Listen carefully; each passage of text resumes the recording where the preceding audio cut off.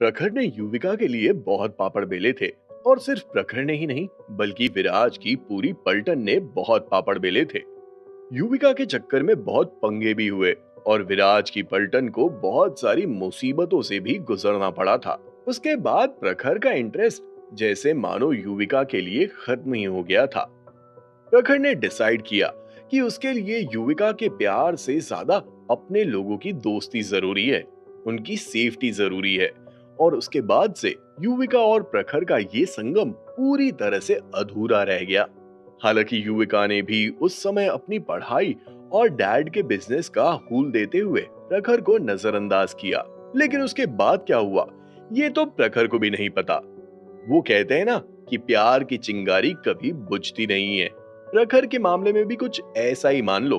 और उसके बाद से प्रखर भाई साहब का ध्यान बिजनेस में कम और अपने इश्क में ज्यादा था। लेकिन विराज ने कभी भी बॉसगिरी नहीं झाड़ी। प्रखर की खुशी की इज्जत करते हुए प्रखर का बिजनेस भी विराज देखने लगा था। अगले महीने की 16 तारीख को विराज की पलटन ने विराज के जन्मदिन पर एक सरप्राइज पार्टी रखी। उस पार्टी में ज्यादा लोग नहीं थे, क्योंकि सभी को पता है कि विराज को लो प्रोफाइल रखने का शौक था। और चूंकि विराज का जन्मदिन था, इसीलिए सब कुछ विराज की पसंद के मुताबिक होने वाला था।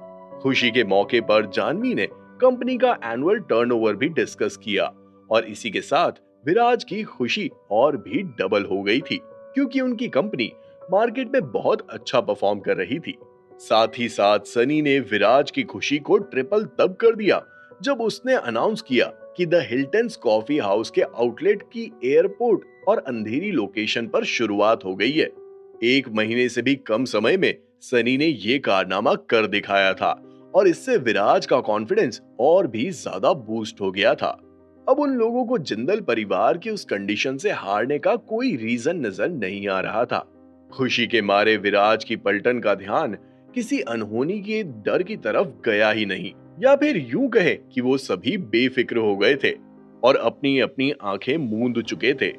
शायद यही विराज की पलटन के लिए मुसीबत का कारण बनी थी, क्योंकि 9 महीने बाद जो हुआ उसके बारे में विराज की पलटन ने कभी सोचा भी नहीं था।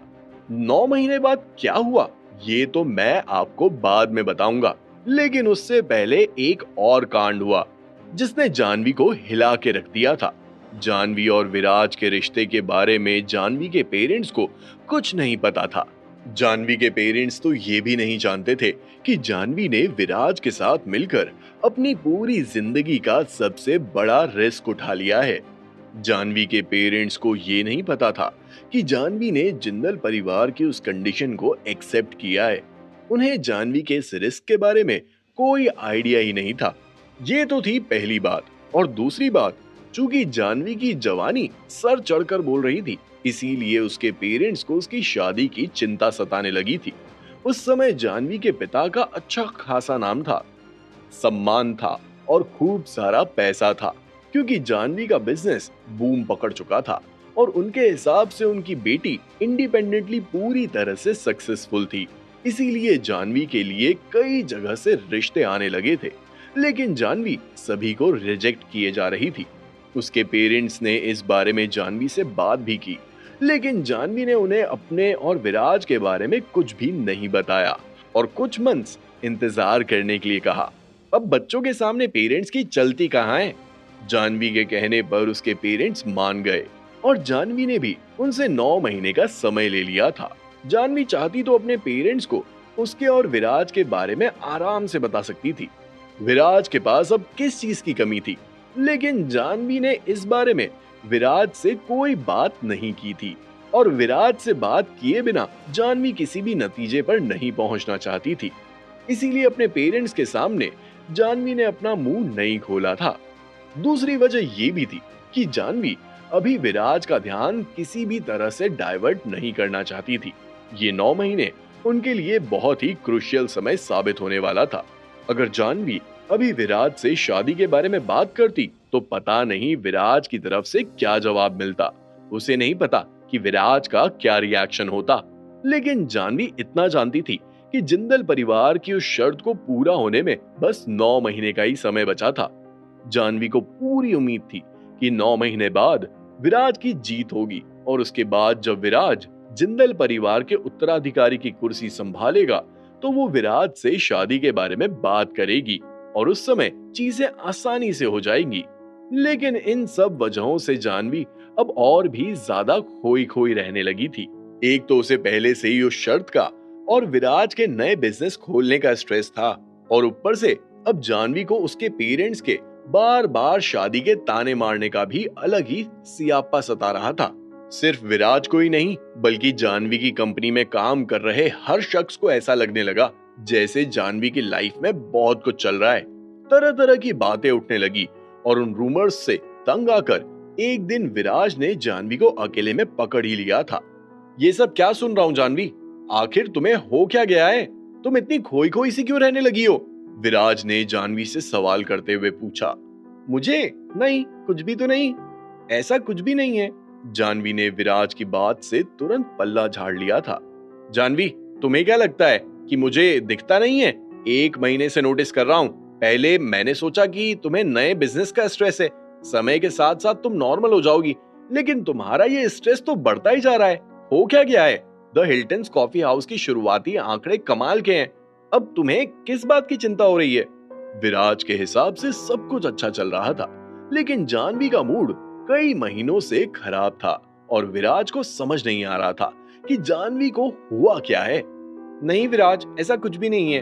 हाँ, जैसे जैसे समय नजदीक आ रहा है वैसे वैसे मुझे टेंशन हो रही है, लेकिन मैं उतनी ही एक्साइटेड भी हूँ। मुझे पूरा यकीन है कि जीत हमारी होगी। बाकी जैसा तुम सोच रहे हो वैसा कुछ भी नहीं है। हालांकि ये बोलते हुए जानवी के चेहरे पर मुस्कान थी, लेकिन उस मुस्कान के पैमाने को विराज बहुत अच्छे से समझ गया था। विराज ने जानवी से कुछ भी नहीं कहा, बस उसके करीब आकर उसके सर पर हाथ फेरा और वहां से चला गया था। जानवी के पेशेंस की भी दाद देनी चाहिए।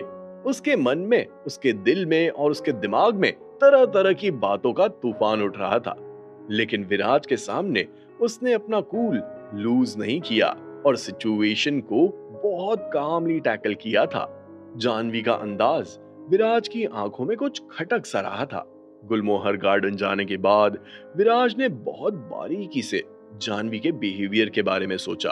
पिछले 1 से 1.5 महीने में उसने जानवी के बिहेवियर में जो भी चेंजेस नोटिस किए उसके बारे में भी सोचा, लेकिन उसे जानवी की तरफ से कोई शिकायतनामा नजर नहीं आया। कहीं ना कहीं विराज को लगने लगा कि ये सब उसकी वजह से ही हो रहा है। पिछले कई महीनों से विराज जानवी को बिल्कुल भी समय नहीं दे पा रहा था और विराज बहुत अच्छे से जानता था कि जानवी वो लड़की है जो कभी भी सामने से कुछ नहीं कहेगी। इसीलिए विराज ने तय किया कि वो कल जानवी के साथ एक शानदार डिनर डेट पर जाएगा। क्या पता जानवी को इससे अच्छा महसूस हो और विराज का ये आइडिया काम कर जाए। यही सब सोचते हुए विराज ने जानवी को कल शाम 7 बजे द बबल्स रेस्टोरेंट में आने के लिए कह दिया था। जानवी ने विराज से कई बार पूछा कि आखिर ओकेजन क्या है, लेकिन विराज ने जानवी को कुछ नहीं बताया और बस अपनी डिनर डेट को सीक्रेट ही रखा। अगले दिन बर्लिन स्कूल ऑफ बिजनेस में अपनी क्लासेस खत्म करने के बाद विराज मस्त वाला रेडी हुआ और ठीक 7 बजे अपने हाथ में जानवी के लिए बुके लेकर द बबल्स रेस्टोरेंट पहुंच गया था। जानवी पहले से ही उसका इंतजार कर रही थी। जानवी ने पर्पल कलर की बॉडीकॉन ड्रेस पहनी थी और यकीन मानिए वो गजब की कायनात लग रही थी। जानवी को देखते ही विराज को जोर का झटका लग गया था। इतनी बोल्ड ड्रेस में उसने पहले कभी जानवी को नहीं देखा था। विराज को समझ नहीं आया कि वो कैसे रिएक्शन दे। कुछ समय तक विराज बस खड़े खड़े जानवी को देखता रहा। उसके बाद जब विराज ने होश संभाले तो इम्पेशेंटली जानवी की तरफ बढ़ा और अपने हाथ का बुके जानवी को थमाते हुए बोला, तुम्हें कैसे पता कि मुझे तुम्हें इन कपड़ों में देखना बहुत पसंद है? इसी के साथ विराज के चेहरे पर एक शातिर मुस्कान भी आ गई थी। जैसे ही विराज के मुंह से ये शब्द बाहर आए वैसे ही जानवी का चेहरा शर्म से लाल हो गया था। हल्की सी मुस्कान के साथ जानवी ने भी धीमे अंदाज में कहा, यू नॉटी, और इसी के साथ दोनों खिलखिलाते हुए हंसने लगे थे। जल्दी से विराज ने रेड वाइन और कुछ स्टार्टर्स का ऑर्डर दिया और उसके तुरंत बाद विराज और जानवी के बीच में इधर उधर की बातों का सिलसिला शुरू हो गया था। दोनों प्रखर और युविका को लेकर बात कर रहे थे। जहां विराज प्रखर के बिजनेस पर ध्यान नहीं देने के लिए अपनी नाराजगी जाहिर कर रहा था, तो वहीं जानवी प्यार का हूल देते हुए विराज को ये समझाने की कोशिश कर रही थी कि अक्सर प्यार में ऐसा ही होता है। अच्छा, ऐसी बात है, तो फिर मुझे भी बिजनेस पर नहीं तुम पर ही ध्यान देना चाहिए। हालांकि विराज के मुंह से निकले शब्दों को सुनकर जानवी को काफी अच्छा लगा। काश जो विराज ने कहा वो हो पाता, लेकिन उन दोनों की सिचुएशन प्रखर की सिचुएशन से थोड़ी अलग थी।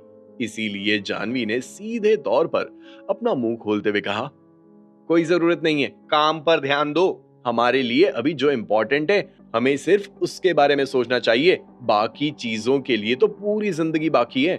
जानवी के मुंह से ये जवाब सुनकर विराज को काफी अच्छा लगा। ये तो विराज बहुत अच्छे से जानता था कि जानवी कितनी समझदार है, लेकिन विराज के टूवर्ड्स उसका भरोसा देखकर विराज को और भी ज्यादा अच्छा लग रहा था। सही कह रही हो, बाकी की चीजें हम बाद में कर सकते हैं। पता नहीं विराज ने किस रेफरेंस में कहा, लेकिन जानवी विराज की इस बात की तुलना अभी शादी से करने लगी थी। उसे लगने लगा था कि एक बार वो जिंदल परिवार वाला कांड खत्म हो जाए तो उसके बाद विराज और वो सारे झंझट से फ्री हो जाएंगे और फिर वो अपनी बेहतर जिंदगी के बारे में सोचेंगे। ये सब सोचकर जानवी का मन उमंग से भर गया था। उसके चेहरे की मुस्कान बता रही थी कि वो कितनी ज्यादा खुश है। डिनर डेट पर जानवी को इस तरह मुस्कुराता हुआ और लगातार बात करता हुआ देखकर विराज को भी लगने लगा कि वाकई में उसका आइडिया काम कर गया है।